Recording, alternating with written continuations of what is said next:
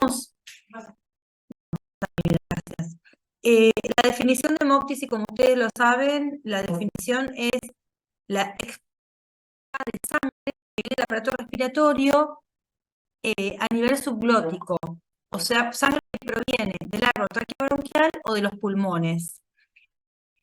La hemoptisis abarca desde el esputo teñido con estrías de sangre hasta la expectoración de sangre fresca en cantidades masivas, Siempre supone un signo de alarma para el paciente, para la familia y para el médico tratante. Esto es recontra importante porque fíjense que hablamos de hemoptisis desde que es un esputo con sangre, esputo hemoptoico, como le llamamos también, y puede ser también expectoración de sangre fresca en cantidades muy importantes, y eso la verdad que es muy feo, muy pero muy feo para la gente que lleva al familiar con este cuadro clínico.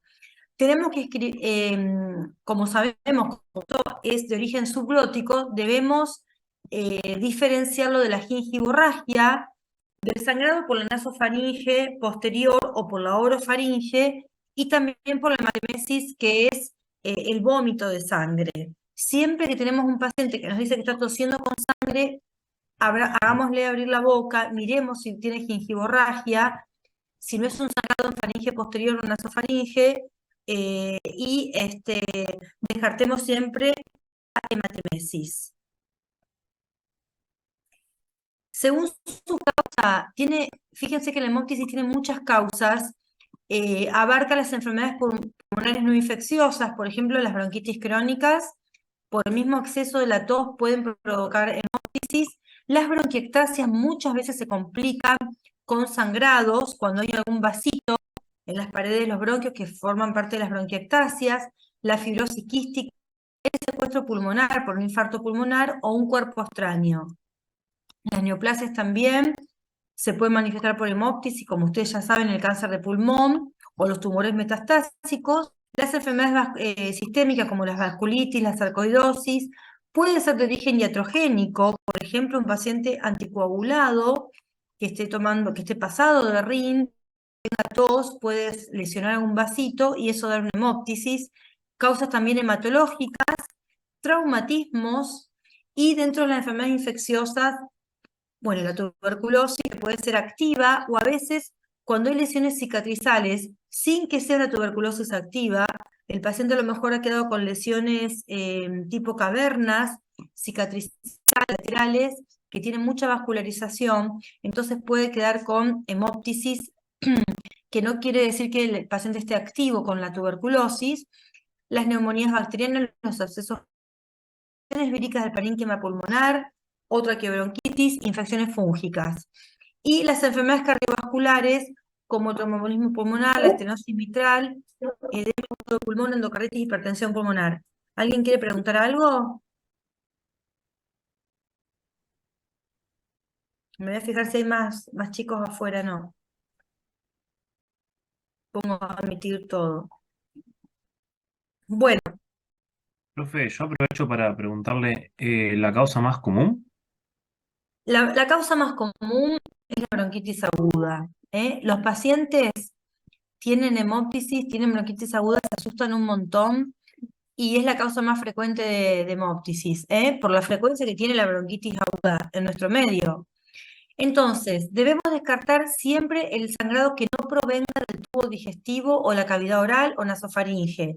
Tenemos que tener en cuenta que la epístasis ocurrida durante la noche o la gingivorragia en la mañana puede expulsarse como hemoptisis. Tenemos que tener en cuenta eso, por eso siempre hacer los diagnósticos diferenciales.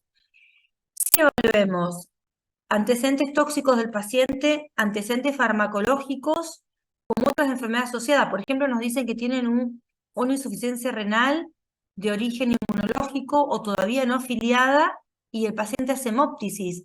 Entonces puede tener autoanticuerpos o tener una vasculitis y tener hemoptisis por eso. Siempre busquemos antecedentes, enfermedades asociadas. La presencia de tos, dolor torácico, fiebre, sudoración nocturna, ortopnea, disnea parasítica nocturna, gastralgia, lesiones cutáneas, equimosis, hematomas, nos van a llevar a aproximar al diagnóstico. Esto es un diagnóstico muy clínico. Siempre revisar al paciente y ver qué otros síntomas tiene asociado a la hemóptisis. La presencia de tos, de dolor torácico, la fiebre, la sudoración nocturna nos hace pensar fiebre y sudoración nocturna en patología infecciosa, la ortopnea en patología de insuficiencia cardíaca, la epigastralgia nos hace pensar que a lo mejor estamos en presencia de hematemesis y no de hemóptisis, las lesiones cutáneas en vasculitis o en algún otro proceso sistémico que nos esté dando hemóptisis, la equimosis, trastornos de la coagulación, hematomas, también una enfermedad hematológica u oncomatológica que nos llevan a tener hemóptisis en el paciente. La hemóptisis masiva, hablamos de ella cuando el volumen de la hemorragia es superior a 600 mililitros en 24 horas, o cuando el sangrado supera los 150 mililitros por hora. Realmente la hemóptisis masiva es una urgencia y debemos hacer todo para que el paciente no se descompense hemodinámicamente. La hemóptisis amenazante es aquella que pone en riesgo la vida del paciente. Los factores que determinan la hemóptisis amenazante son el volumen total de sangrado, cuando hay amenaza de muerte, cuando hay una posibilidad de asfixia con la cantidad de sangre, con la cantidad de esa sangre inundando el árbol traqueobronquial, la velocidad de sangrado y cuando el paciente ya no tiene mucha reserva cardiopulmonar. Imagínense un paciente con tuberculosis secuelar, o sea, un paciente que ha tenido una tuberculosis que era bastante extensa y que hace un sangrado de más de 150 mililitros en una hora y tiene poca reserva pulmonar. Eso realmente es amenazante para la vida y muchas veces, por más que hagamos medidas de mantener un volumen circulante adecuado, pasándole sangre, plasma y volumen al paciente, si no tiene una buena reserva cardiopulmonar, el paciente puede evitar si no se hace, por ejemplo, una actividad selectiva para tratar de cerrar ese vaso que está dando el sangrado. El diagnóstico de la hemóptisis, necesitamos una placa de tórax, obviamente, un laboratorio, un electrocardiograma, una gasometría arterial basal, el estudio del esputo, la broncofibroscopía y la tomografía.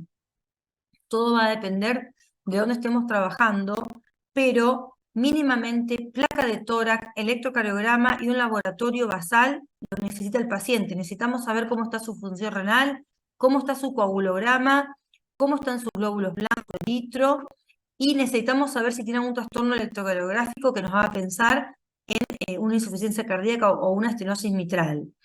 Los gases en sangre, importantísimos, porque tenemos que ver si el paciente está en insuficiencia respiratoria y si podemos hacer el estudio del esputo espontáneo o con broncofibroscopía, lo vamos a hacer. Y la tomografía que en la mayor parte de los casos debe solicitarse. El tratamiento va a depender de dónde está el paciente, de la cantidad, del volumen del esputo, también de la progresión del sangrado, de la causa desencadenante y del estado hemodinámico del paciente y cómo estaba previamente. No es lo mismo un paciente con hemóptisis que un paciente joven con hemóptisis. Si la hemóptisis es leve, o sea, el volumen de sangrado es menor a 20 mililitros en 24 horas y el paciente está en buen estado general, vamos a iniciar todo para hacer el diagnóstico y dar un tratamiento específico. O sea, si el paciente viene con un volumen de sangrado pequeño, vamos a pedir placa de tórax, vamos a pedir una vaciloscopía de esputo, le indicamos reposo relativo y obviamente que no fume. Ahora, si el sangrado es mayor a 20 mililitros en 24 horas, lo internamos, le hacemos hacer un reposo absoluto, que se acueste del lugar donde nosotros vemos en la placa de tórax patología como causa de sangrado, si podemos hacer una placa previa y mandarlo a internar, digamos, lo dejamos con dieta absoluta. ¿Por qué? Porque a lo mejor tenemos que hacerle una broncofibroscopía o una arteriografía, entonces le dejamos dieta cero al paciente, le ponemos una vía endovenosa, tratamos de cuantificar el sangrado y le damos oxígeno si el paciente tiene insuficiencia respiratoria y lo requiere. Siempre tengan en cuenta de dar signos de alarmas. El paciente con hemóptisis leve va a concurrir a la guardia con mucho temor y ustedes le van a decir que se va a la casa.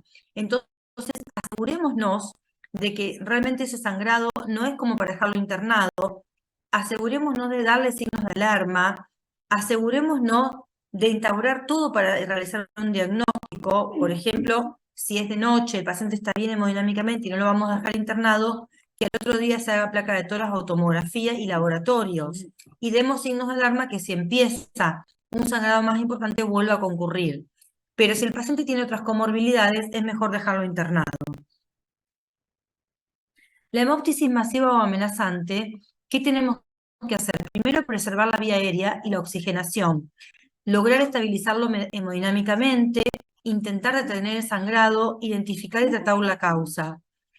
Necesitamos la evaluación con un cirujano de tórax, porque el cirujano de tórax con la broncofibroscopía muchas veces puede localizar el sitio del sangrado y puede instilar solución fisiológica, incluso puede instilar adrenalina en el sitio del sangrado y eso cohibir la hemorragia o detener la hemorragia directamente. Entonces necesitamos la evaluación con el cirujano de tórax. Si tenemos que intubar al paciente, necesitamos usar un tubo endotraqueal de un diámetro amplio para que después pueda entrar un broncofibroscopio. Y la broncofibroscopía es el primer paso porque, como les dije antes, localiza el sitio del sangrado, puede hacernos diagnóstico etiológico y podemos, como les dije antes, como les mencioné, utilizar técnicas para lograr detener la hemorragia. La arteriografía bronquial también nos permite, por ejemplo, si es un paciente con bronquiectasias, hemóptisis a repetición o una hemóptisis masiva, puede determinar localización del sangrado. Con la tomografía vemos dónde está la lesión, entonces se puede realizar la embolización de esos vasos y puede ser curativa directamente. Generalmente son pacientes que se reinternan con hemóptisis, estos de las bronquiectasias sangrantes o de la fibrosis quística. Cuando, cuando a veces no se puede lograr ni por arteriografía ni por broncofibroscopía, muchas veces hay que resecar el tejido pulmonar que provoca la hemorragia y con eso tratar de cohibir la hemorragia del sangrado, siempre y cuando no haya una contraindicación para la cirugía. ¿Me quieren preguntar algo más de hemóptisis? A ver, este cuadrito no lo pasé. No, me lo comí. Fíjense, diagnóstico diferencial entre hemóptisis y hematemesis. La hemóptisis generalmente expulsada por la tos. Con el esfuerzo de la tos aparece la hemóptisis. Y la hematemesis expulsada por vómitos, precedidas por náuseas generalmente. La hemóptisis en general es color rojo rutilante, rosado y espumoso. En cambio, la hematemesis es un rojo oscuro, negruzco, como granos, granos del café, de ese color. La clínica respiratoria acompaña la hemóptisis y la clínica digestiva acompaña la hematitis. Los días anteriores a una hemóptisis importante, una hemóptisis masiva, hay esputos hemoptoicos previo y en la hematemesis nunca. El pH de ese líquido que expulsa al paciente es alcalino y generalmente en la hematemesis es ácido. No hay melenas en general y la hematemesis tiene melenas. No causa anemia al paciente y la hematemesis sí anemiza al paciente. La hemóptisis va acompañada de disnea y la hematemesis no va acompañada de disnea. La confirmación de la hemóptisis es con broncofibroscopía y la hematemesis es con endoscopía digestiva. A ver si hay alguien más, no. ¿Alguna otra pregunta, chicos? Más o menos para que tengan en cuenta los diagnósticos diferenciales de las hemóptisis. Y como me preguntó el compañero, las causas más frecuentes, fíjense, de las causas no infecciosas, las bronquitis crónicas, las causas no infecciosas, las bronquitis agudas dentro de las causas infecciosas. Voy a dejar de compartir, así busco otra cosa.